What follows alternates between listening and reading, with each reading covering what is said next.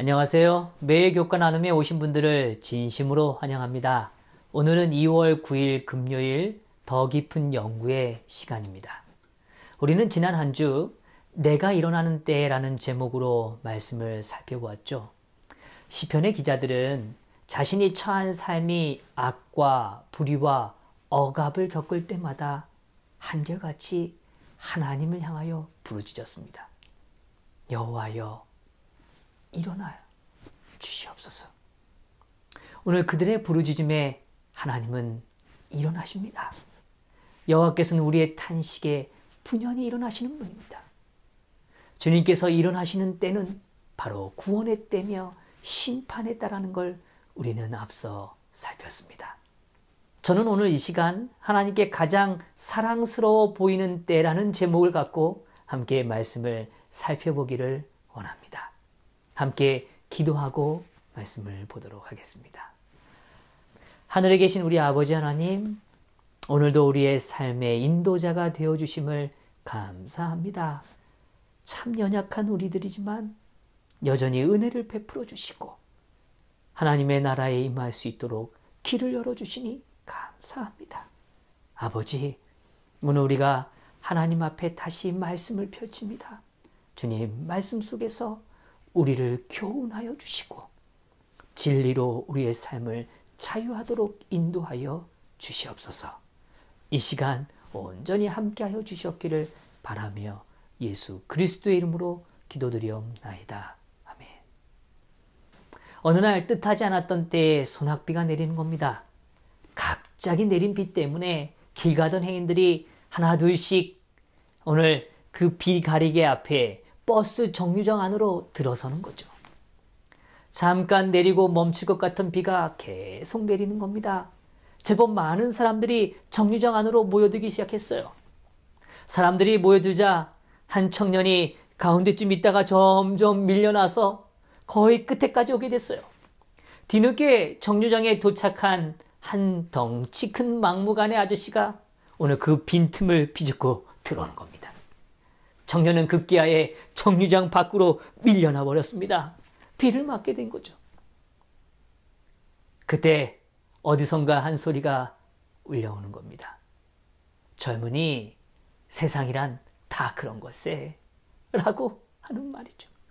그 말을 들은 청년이 멋쩍었는지 어쨌는지 잘 모르겠지만 갑자기 빗속을 뚫고 뛰어가 버리는 겁니다.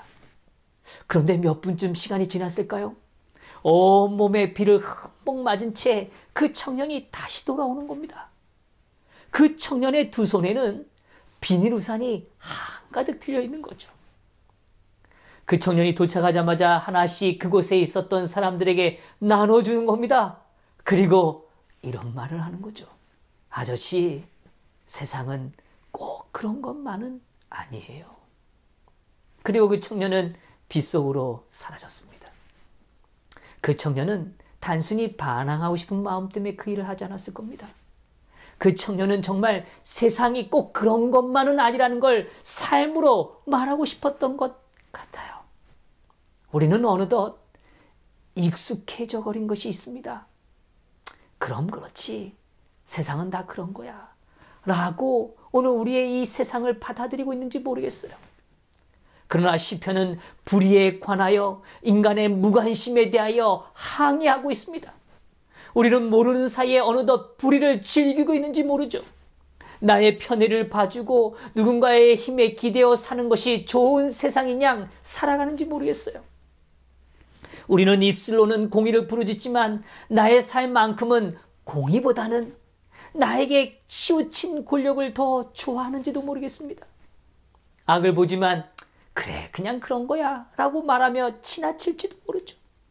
정작 우리가 고난으로 아파하면서도 그 불의에 익숙해버린 슬픈 우리의 모습을 보게 된다는 거죠. 그러기에 시편은 우리에게 다시 한번 외치고 있는 겁니다. 공의의 하나님을 바라보라고 외치고 심판의 가까움을 기억하라고 외치는 겁니다. 그리고 오늘 우리가 해야 할 일이 있다라고 말하는 것이죠.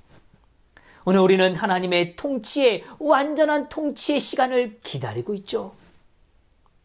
오늘 그 기다림의 모습은 어떠해야 할까요? 저는 오늘 간략하게 세 가지 관점을 좀 나누고 싶어요. 첫 번째, 우리의 생애가 그리스도의 은혜 아래에 있음을 기억하기를 원하는 겁니다. 산상보음 7페이지는 다음과 같이 이야기해주고 있어요. 스스로 완전하다고 느끼는 사람, 다시 말해 자신이 꽤 선량한 줄을 생각하고 현 상태에 만족하는 사람은 그리스도의 은혜와 의에 참여하라고 하지 않는다. 우리는 여전히 은혜가 필요한 존재들 아닙니까? 은혜는 믿음으로 구하는 자에게만 주어지는 축복이라고 이야기해 줍니다. 우리는 언제나 기억해야 합니다. 우리가 무엇이 완전해서 그것을 누리는 게 아니라는 거죠. 우리 스스로는 사단의 정죄의 공격으로부터 결코 안전한 지대를 찾을 수 없습니다. 왜요? 우리는 여전히 연약하기 때문인 것이죠. 오늘 우리가 바라는 왕국은 이 땅의 일시적 왕국이 결코 아니죠. 오늘 주님께서 사랑과 은혜의 의를 가진 영적 나라를 우리 앞에 펼쳐주고 계시는 겁니다. 오늘 우리는 그 은혜의 왕국에 들어갈 수 있어요. 어떻게 해요? 하나님의 은혜 때문에 갈 수 있는 겁니다. 우리는 이 땅을 딛고 살아갑니다. 그러나 은혜의 왕국으로 들어갈 수 있음을 기억하십시다. 그러기 위해서는 오늘 우리가 여전히 연약함을, 하나님 앞에 은혜가 필요한 존재람을 하나님 앞에 고백하는 것, 그것이 필요하다는 거죠. 하나님께서는 심령이 가난한 자들에게 하늘의 나라를 허락해 주고 계시는 겁니다. 하나님의 풍성을 맛보아 알게 하시는 거죠. 오늘 이 말씀의 자리에 함께 하시는 모든 분들의 삶에 은혜의 왕국이 충만히 임하게 되기를 간절히 바랍니다. 두 번째로, 오늘 우리의 투쟁은 끝나지 않았다는 겁니다. 우리가 경건하게 살고자 할수록 다음과 같은 갈등에 놓여지게 된다고 이야기해줘요. 여기 이렇게 표현해 줍니다. 그리스도 예수 안에서 경건하게 살고자 하는 모든 사람도 그와 같아. 의와 죄, 사랑과 증오, 참과 거짓 사이에는 억제할 수 없는 갈등이 있다. 우리는 하나님과 조화를 이루려고 하면 할수록 악의 세력은 공격을 늦추지 않는다는 겁니다. 우리가 겪는 핍박은 슬픔의 원인이 되기도 하지만 동시에 오늘 그리스도를 따르는 제자들의 삶에는 그 일들을 통하여 기쁨을 가져다 준다는 거죠. 왜 그렇습니까? 그것들은 우리들이 주님의 발자취를 따르고 있다는 거룩한 증거가 되기 때문입니다.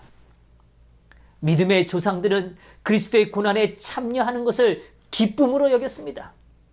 아담의 자손 중 최초의 그리스도였던 아벨은 순교자가 되었죠. 에녹은 하나님과 동행하였습니다. 그러나 세상은 그를 알아보지 못했어요. 노아는 광신자처럼 보였어요. 아주 요란하고 그 다음에 참 무지한 사람처럼 조롱을 받았습니다. 그러나 오늘 그 믿음의 조상들은 여전히 자신의 삶을 주저하지 않고 걸어갔습니다.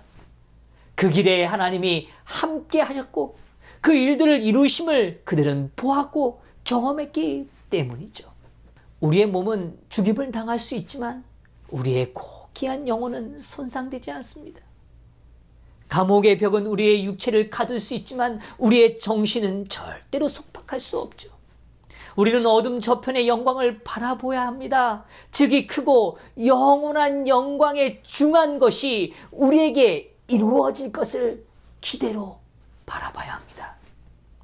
성도 여러분, 줄다리기 해보셨죠? 줄다리기 이기기 위하여 가장 중요한 것이 무엇인지 아십니까? 바로 올바른 자세를 유지하는 겁니다. 밀려갈 것 같은 이 팽팽한 가운데서 흔들리지 않는 자세, 오늘 그 줄을 꼭 붙잡고 그 줄에 완전히 매달려서 자신의 온 힘을 그 줄에 의지하며 당기는 일, 그것이 그 줄다리기의 승리의 비결이라고 이야기하죠. 손바닥에 고통이 느껴질지 몰라요. 그러나 절대로 줄을 놓아서는 안 되는 겁니다. 더욱 단결해서 서로를 의지하며 완전히 그 줄에 매달려 힘을 함께 하는 것이죠. 오늘 우리의 영적 싸움도 마찬가지입니다. 주님의 은혜의 줄을 붙잡고 이 투쟁에서 승리하게 되기를 간절히 바랍니다. 마지막으로 하나님이 거하시는 성전이 되기를 원하는 거죠. 엘렌 화이트는 다음과 같은 기별을 전해줍니다. 그들의 고통스러운 경험은 죄의식을 일깨워주고 죄로 인한 비애를 그들에게 가르쳐주므로 그들은 죄를 가증하게 보게 된다. 그리스도의 고난에 동참하는 자가 되므로 그들은 그분의 영광에 참여하는 자가 된다. 성전이 되는 과정에 우리는 죄에 대한 분명한 깨달음이 필요된다고 이야기합니다. 죄로 인한 비애가 죄가 얼마나 가증한 것인지를 깨달아야 된다고 이야기해요. 시기와 질투, 배신과 억압, 이러한 것들이 갖는 가증함을 볼 수 없다면 우리는 쉽게 죄와 타협하게 될 것입니다. 우리의 삶이 아무리 연약하고 약하다 할지라도 주님은 새롭게 하실 수 있죠. 주님은 우리의 죄를 그냥 지나치지 않으시기 때문입니다. 그분은 우리의 진정한 심판자가 되시기 때문입니다. 그분은 단순히 판결하시는 걸로 끝나는 게 아니라 그 판결의 문제를 해결하시는 존재인 거죠. 그분이 그토록 죄를 해결하시고 죄를 지우기를 원하시는 이유는 오늘 우리를 새롭게 하기를 원하는 간절함이 있는 것입니다. 많은 사람들이 심판을 두려워하죠. 그러나 우리가 정작 두려워해야 할 심판은 회개할 기회를 놓친 심판이죠. 죄로 굳어져서 더 이상 죄를 가증스럽게 느끼지 못하는 상태의 심판인 겁니다. 지금은 우리가 하나님 앞에 새로워질 수 있는 기회의 시간입니다. 심판을 받아들이십시오. 우리의 죄가 주님 앞에 드러냄을 인하여 감사하십시다. 우리가 주님께 죄를 고백할 수 있음을 인하여 감사하십시다. 주님은 우리의 죄들을 덮으시고 소멸시켜 주실 것입니다.